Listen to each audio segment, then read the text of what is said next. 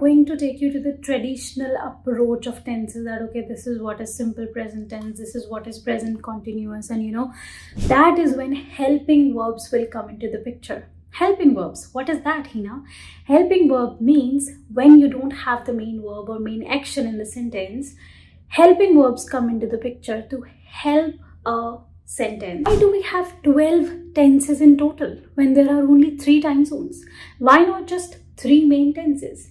Because in all these 3 different time zones, we have other different time zones. Welcome to Uninterrupted,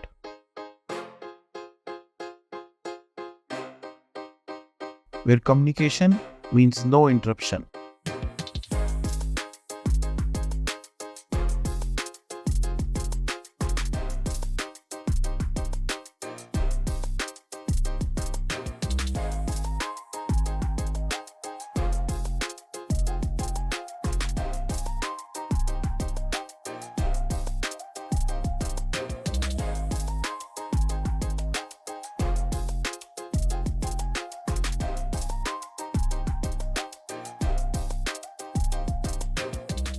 Hello everyone, my name is Hina, you know me, welcome back to Uninterrupted, and we are meeting again. You know what you have to do? You have to like, share and subscribe so that I can come back again with more interesting videos for you, right? So today what do I have for you? I have tenses for you, yes. Very interesting, very demure, isn't it? Yes. So I have tenses for you and I'm going to start from the very basic. How do I cover tenses? But before that, I'm not going to take you to the traditional approach of tenses that, okay, this is what is simple present tense, this is what is present continuous, and this is what present perfect is. Of course, I will name each one. Of course, I will explain you each and every tense. But before that, I'm going to be explaining you something even more important that is a part of tense, part of whole English. What is that? That is verb.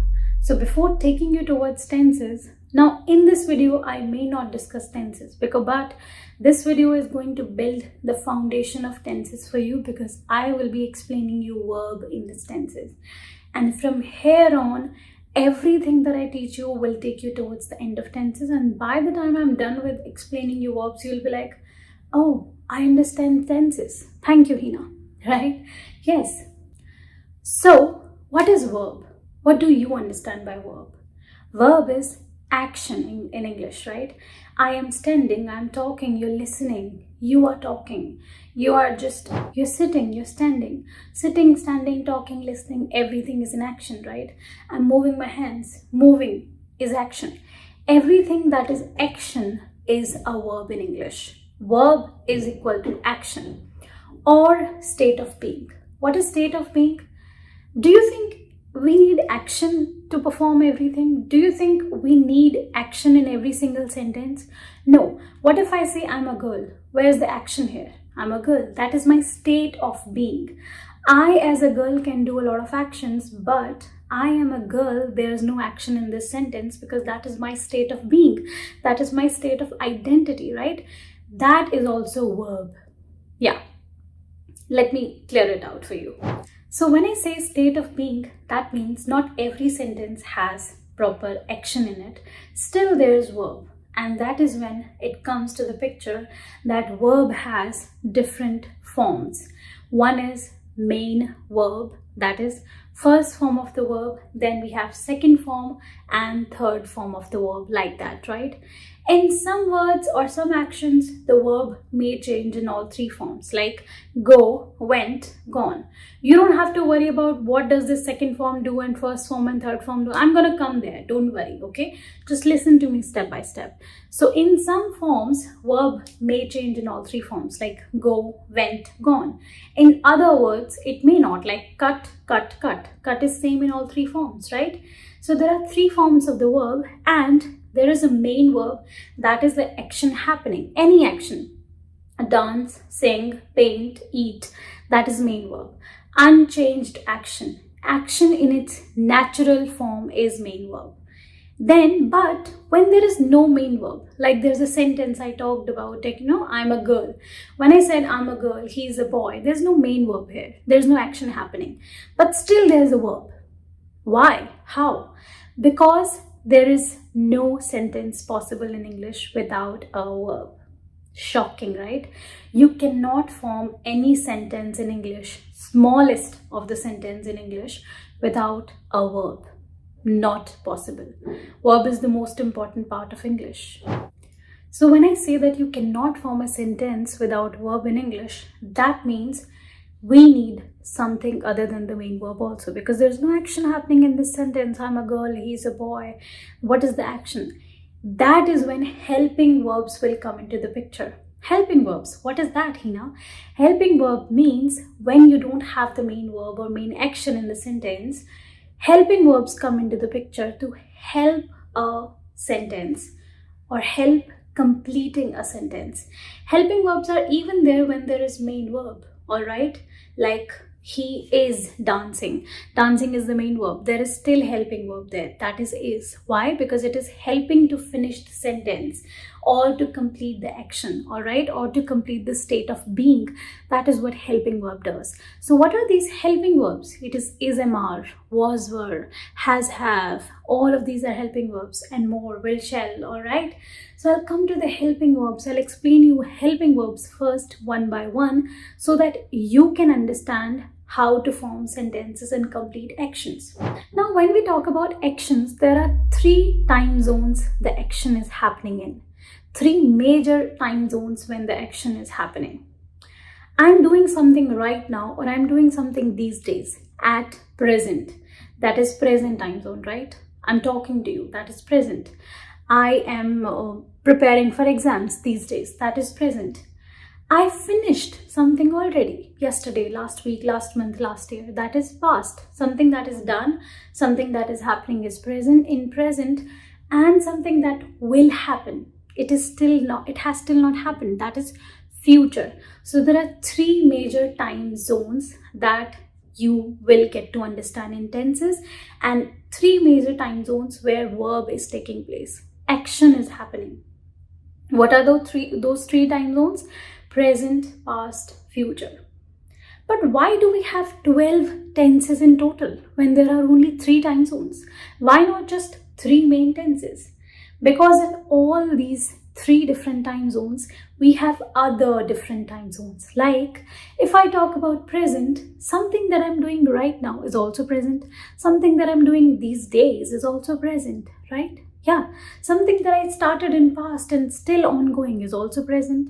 Same with the past. Something I did finish, something that I just finished in past, something that I used to do in past every day, right? Past habits, something that I did yesterday, same in the future. That is the reason we need 12 different tenses or 12 different divided time zones out of these 3 time zones. That is present, past, future. Clear till here? Very good. Now, in all the tenses, you need helping verbs. Is, are, was, were, has, have, had. You need these. Will, shall. You cannot complete a tense without helping verbs. And there are main verbs also that are required to understand tenses. So after explaining you a bit about verb or main verb or helping verb, I will explain you all the helping verbs and their usage one by one, so that you can understand all the tenses very clearly. Before moving towards the main part, that is tenses, we will do helping verbs, all right? But again, there's a catch. To understand the helping verbs, we need to understand something else. That is what it is. It is pronoun. What are the pronouns? You don't have to understand subject, object. I will tell you later. But what are the pronouns? Something that is coming at the place of noun, right? Like Hina is a good girl, Hina is a good teacher, Hina likes to teach, Hina likes to do this thing. Instead of repeating Hina, can I say Hina is a good girl, thank you. She likes to teach, she's a good teacher, or she's a teacher. So she here is a pronoun, right? She here is a subject also. Hina is a subject here. Subject is what? Someone who's doing action. That is what subject is. But we need to understand pronoun. That is something that is taking place of noun. Because helping verbs. To understand these helping verbs, you need to understand these pronouns also. I'll tell you why. Also, before we start with helping verbs, there's one more thing you need to understand. So many things we're understanding today, I know, but but don't worry. Right now, even if it is not making sense, that is fine. It is going to make sense by the end of this video, or when I start the next video, where I will tell you actual tenses. All of this will make sense, I promise you. So one more thing that you need to understand before we dive deeper into the tenses is plural and singular, or singular and plural in English, because that will define the usage of helping verbs. You understand pronouns, you understand singular, plural, boom, you know helping verbs. I'll tell you how. So what is singular? Single, one, right? I'm standing here as one, that is singular. If there are multiple people, someone's here, someone is here, that is plural. You have one phone, two phones, three phones, one, more than one. Two or more than two are plurals, and one is always singular or single, right? In everything. So you understood singular, you understood subject, you understood pronoun, you understood verb, action, everything, helping verb, main verb, first, second, third form of the verb. Amazing. Now let us start with our helping verbs. So first I will tell you is, am, are. Yes. So is, am, are helping verbs are used in the present tense. That means something that is happening right now. Present continuous. Don't worry, you don't have to remember the names of the tenses right now. Just understand is, am, are. Present continuous means something that is happening in the moment. Something that I am talking to you. Present continuous. You're listening, or maybe not listening. Listening, right? That is present continuous. I am smiling. Present continuous. Maybe you're smiling too. Good. That is present continuous. Everything that we are doing right now is present continuous. Okay, I'll talk about the tense later, don't worry. But if you understand present continuous, understand is, am, are is used with present continuous. But why is, am, are, all three are used in present continuous? I'll tell you why. That is the reason I was telling you singular, plural and pronouns. So is, am, are is basically used with singular. Yes, always singular. What is singular? A boy, a girl, a man, a woman. One is singular, right? One is single. So can I say he is singular? Yes, because he means one boy, one man. She is singular. She means one woman, one girl, right? They are, is they singular? No, they means multiple, two or more than two. So they is plural. So he is singular, one man. She is singular, one woman. It is singular. It means one thing, any object. One object is it. It is also used for animals. It is used for anything other than humans, all right? Non-living projects, animals. Okay? Yeah, remember. So he, she, it is singular. You is not singular. You means tum in Hindi, right? So you is plural. It's considered to be plural. So you, we, they will be considered as plural. All right. So he, she, it, you, we, they. I know. I is also singular. Yes, I as a person, singular, right? So now we know singular, we know plural. What do we use with is, am, are? Is used with singular. Understand, is means is. S is there, it is used with singular. Remember the trick, okay? Is taking singular. That means he is, she is, it is. Okay? Rahul is, Reena is, Hina is, singular. Are is taking plural. That means you are, they are, we are, Ram, Reena, Hina are. Okay? Now, where will we use am? Am is taking I always. Always. There is no exception. Wherever there is am, there has to be I. So I pronoun is always taking am. Alright? I am talking right now. See, it is making sense now, right? So he is, she is, it is, Hina is. You are, they are, we are, Hina and Ram are. I am. That is when we use is, am, are helping verbs. And in what case these are used? These are used with he, she, it, you, they, we understood. But when do we use these?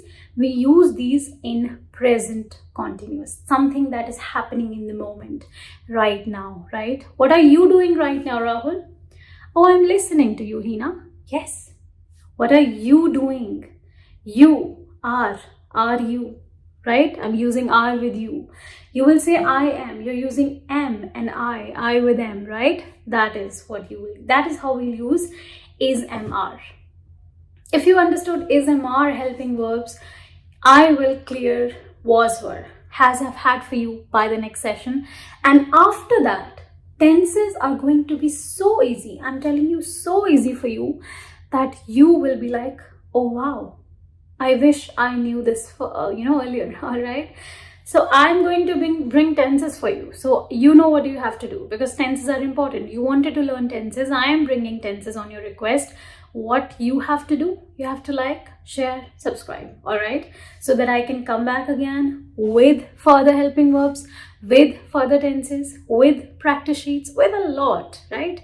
So like, share and subscribe, and I'll come back for you in the next session. Till then, thank you for listening, and I'll meet you again. Bye-bye. Take care.